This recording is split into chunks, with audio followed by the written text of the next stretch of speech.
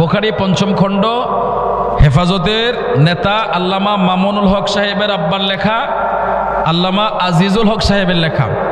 এখন আমরা যখন বলি আমাদের কথাগুলো ওনারা ডিনাই করে এবং আমাদেরকে বিদাতি বলে, আমাদেরকে বিভিন্ন রকমভাবে আমাদেরকে ট্যাগ লাগায়া দিয়ে আমাদেরকে মানুষের কাছে ছোট করার অনেক চেষ্টা করে। এই জন্য আমরা চিন্তা করেছি যে ওনাদের কিতাব থেকে ওনাদের কথাগুলো শোনাই। যে কথাগুলো আমরা বলছি এতদিন, এই কথাগুলো ওনাদের কিতাবের মধ্যে লেখা আছে। এখন কি আমি আপনাদের কিছু শোনাবো? তাহলে শুনেন। তো মামুনুল হক সাহেবের আব্বার লিখিত কিতাব এই বুখারী পঞ্চম খণ্ডের 37 পৃষ্ঠা। কয় পৃষ্ঠা? 37 পৃষ্ঠা। ওই 37 পৃষ্ঠার মধ্যে তিনি কোরআন কারীমের একখানা আয়াত আনছেন, এই আয়াতের ব্যাখ্যাও দিয়েছেন। আমি সে ব্যাখ্যাটা হুবহু যেভাবে আছে আমি আপনাদেরকে শোনাচ্ছি। বিসমিল্লাহির রহমানির রহিম। লাকাদ জাআকুম মিনাল্লাহি নূরুন ওয়া কিতাবুম মুবিন।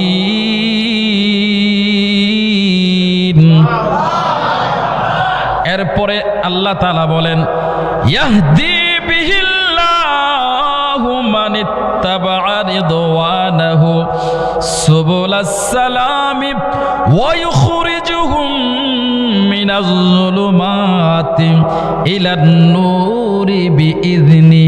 একটু জবান খুলে মোহাব্বতের আওয়াজে বলেন আল্লাহু আকবার।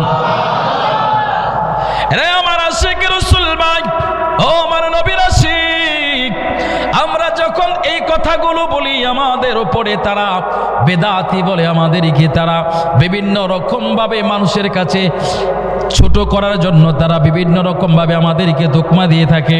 এবার দেখুন ওনার আব্বা কি লিখেছেন, আজিজুল হক সাহেব কি লিখেছেন, দেওবন্দি আলেম কি লিখেছেন। তিনি বলেন, ক্বাদ জাআকুম মিনাল্লাহি নূর ওয়া কিতাবুম মুবিন। উনি লিখছেন, আসিয়া গিয়েছে আল্লাহর তরফ হতে তোমাদের নিকট মহান নূর।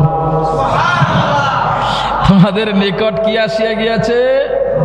মহান নূর এবং সুস্পষ্ট কিতাব।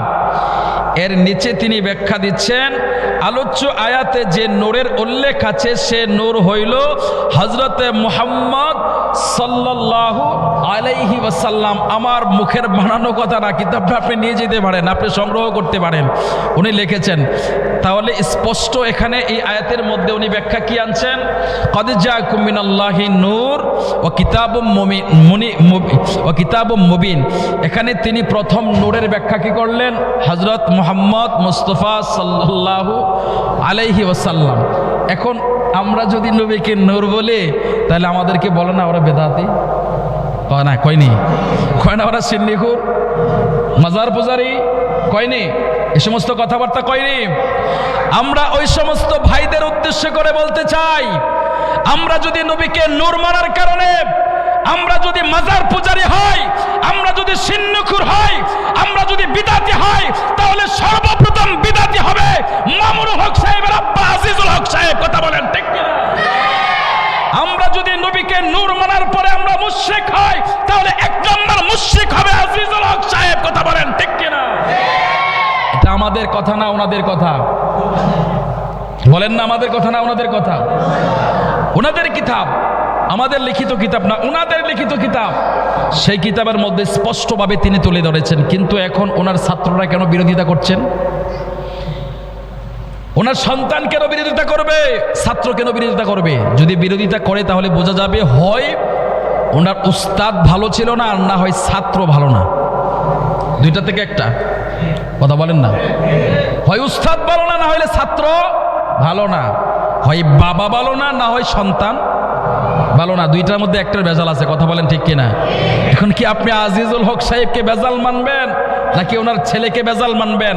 আজিজুল হক সাহেবকে ভেজাল মানবেন, নাকি ওনার লক্ষ লক্ষ ছাত্র মুহাদ্দিস আছে বর্তমানে বিভিন্ন মাদ্রাসায় পড়াচ্ছে? তাহলে যদি আপনি ছাত্রদেরকে ভেজাল মনে করেন, তাহলে দেওবন্দি আলেম বর্তমানে যারা মুহাদ্দিসগিরি করছেন একজনেরও সরব থাকবে না, সব ভেজাল। কথা বলেন ঠিক কিনা?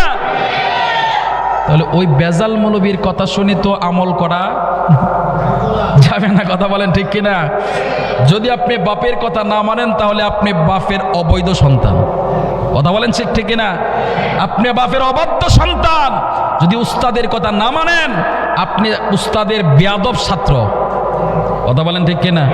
তো বেয়াদবের ঠিকানা তো শয়তানের সাথে। কথা বলেন ঠিক কিনা?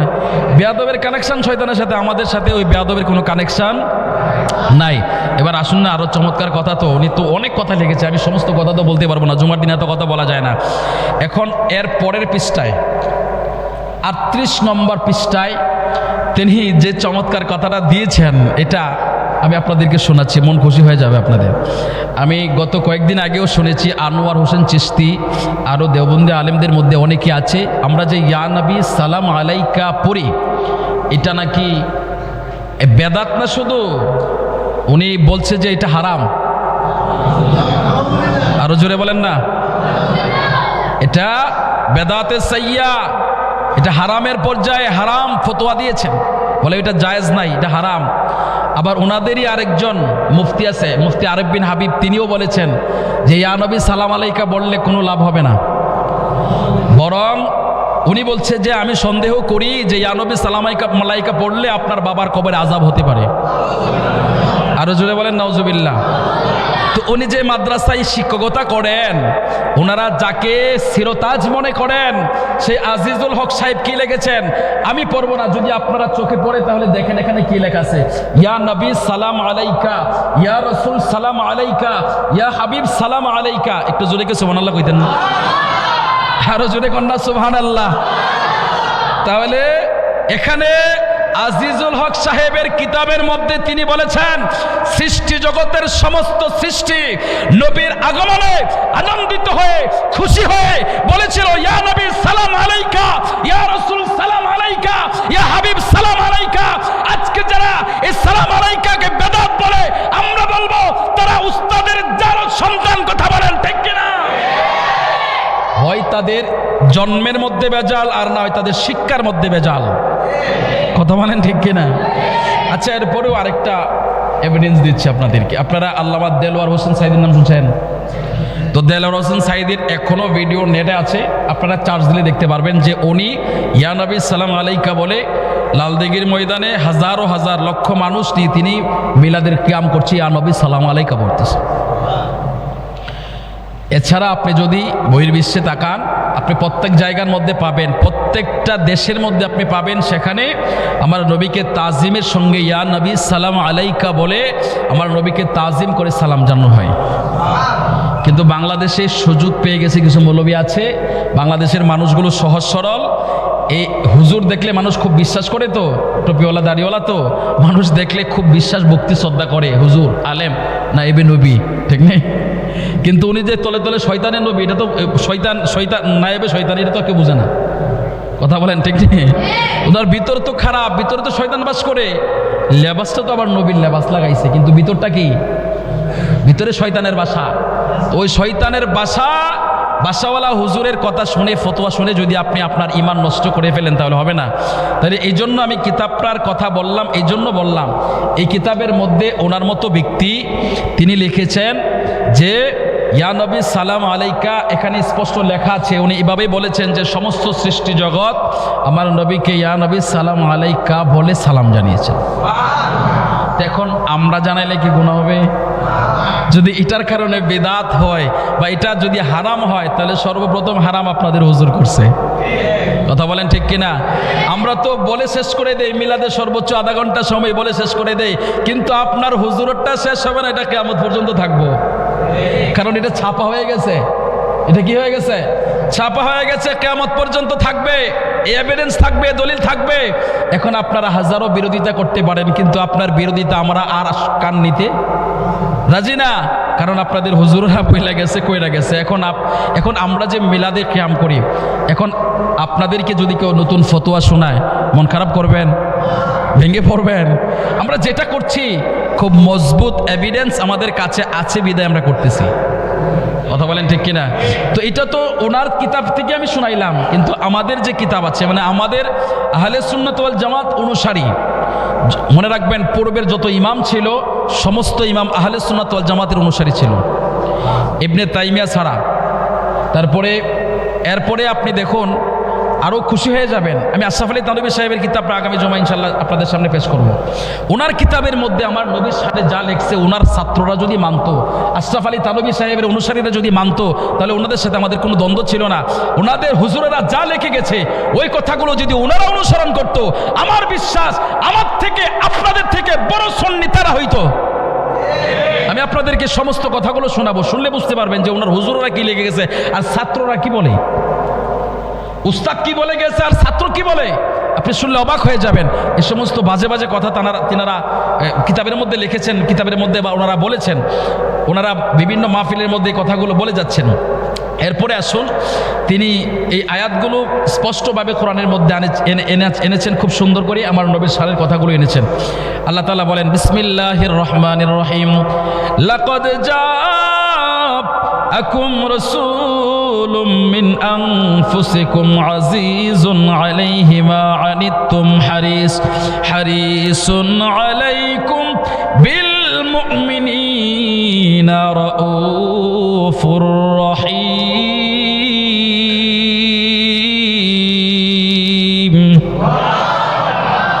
আমার আল্লাহ বলেন, আমি তোমাদের মধ্য থেকে এমন একজন রসুল তোমাদেরকে দান করেছি যে রসুল তোমাদের ব্যথায় ব্যতীত, সুবহানাল্লাহ, যে রসুল তোমাদের কষ্ট দেখলে সে রসুল সহ্য করতে পারে না, সে রসুল তোমাদের ব্যথায় ব্যতীত এমন একজন রসুল তোমাদেরকে আমি দান করেছি, এমন একজন রসুল তোমাদের কাছে পাঠিয়েছি।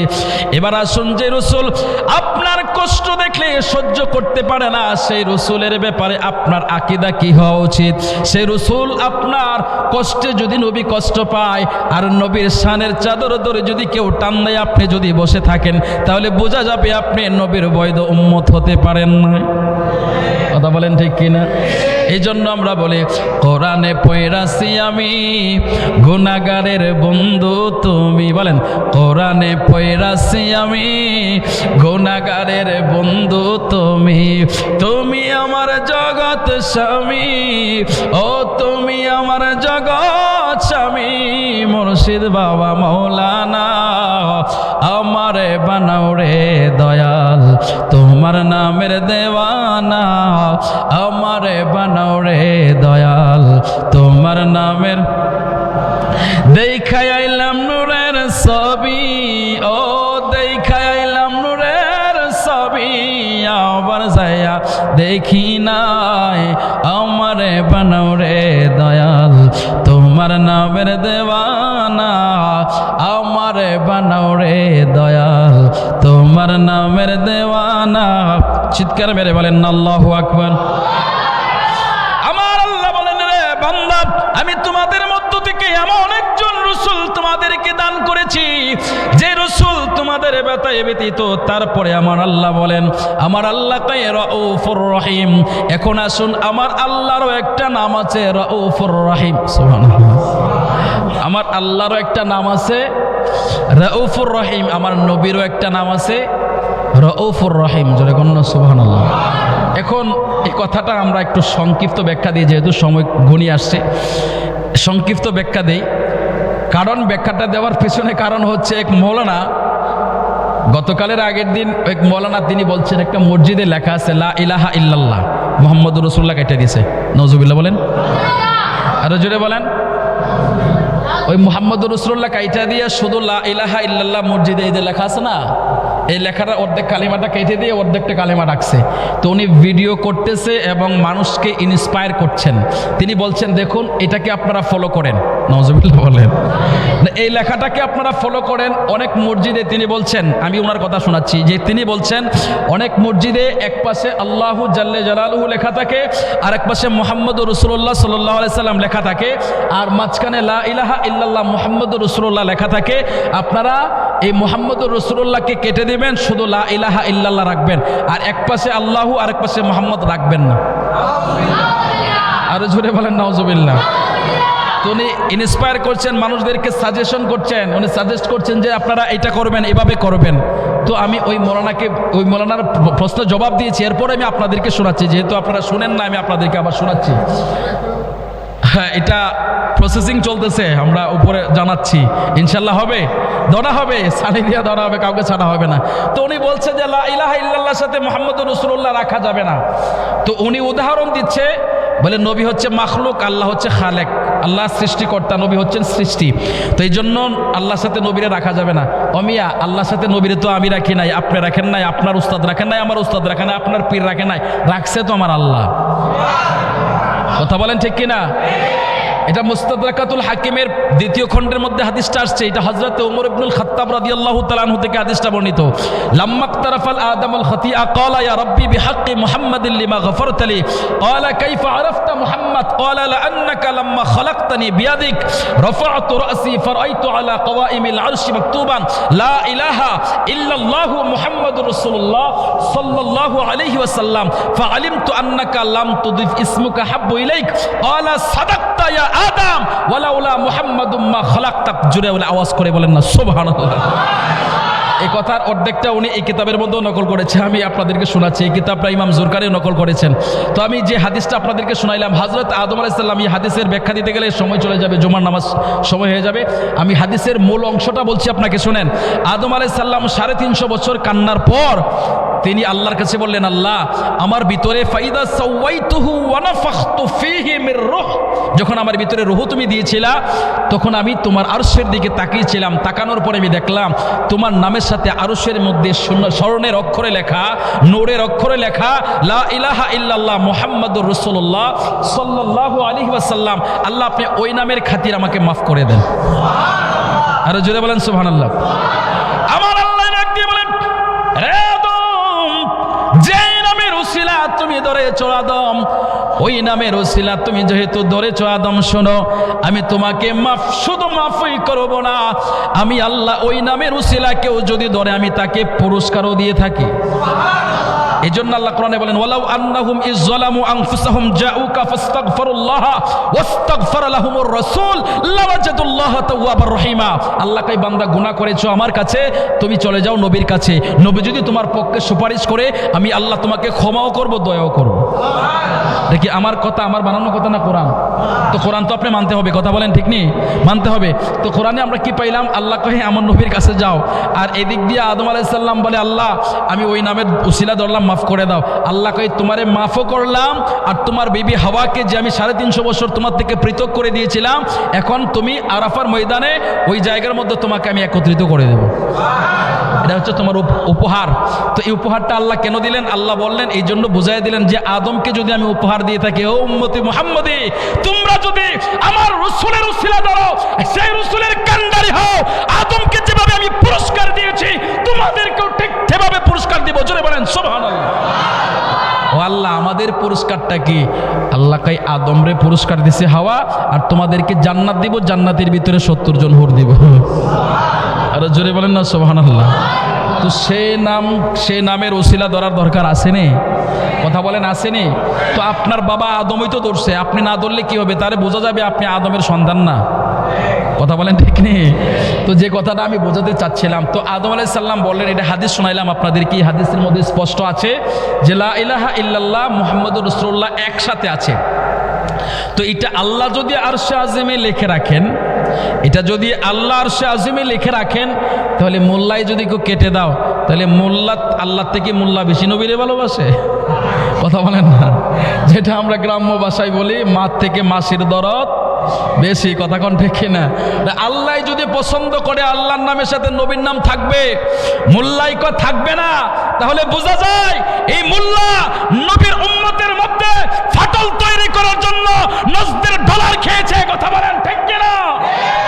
শয়তানের এজেন্ডা নিয়েছে, এরা শয়তানের এজেন্ডা বাস্তবায়ন করার জন্য সমাজের মধ্যে কাজ করে যাচ্ছে। এই জন্য টুপিওয়ালা দাড়িওয়ালা দেখলেই বিশ্বাস করা যাবে না। কথা বলেন ঠিক কিনা? এরপরে সিম্পল একটা লজিক দিচ্ছে, শুনেন। লা ইলাহা ইল্লাল্লাহ আপনি গণে দেখেন এখানে কয়টা অক্ষর আছে? 12টা অক্ষর আছে। লা ইলাহা ইল্লাল্লাহর মধ্যে কয়টা অক্ষর আছে? 12টা অক্ষর আছে। মুহাম্মাদুর রাসূলুল্লাহ গণেন, সেখানেও 12টা অক্ষর আছে। সুবহানাল্লাহ বলবেন। আল্লাহর একটা খাস নাম যেটা আল্লাহ, এটা সবাই ছোট বড় সবাই জানে। আল্লাহ, এটা কি আল্লাহর খাস নাম? আল্লাহ, ওই আল্লাহর মধ্যে যেটা অক্ষর মুহাম্মদ, সেখানেও ততটা অক্ষর।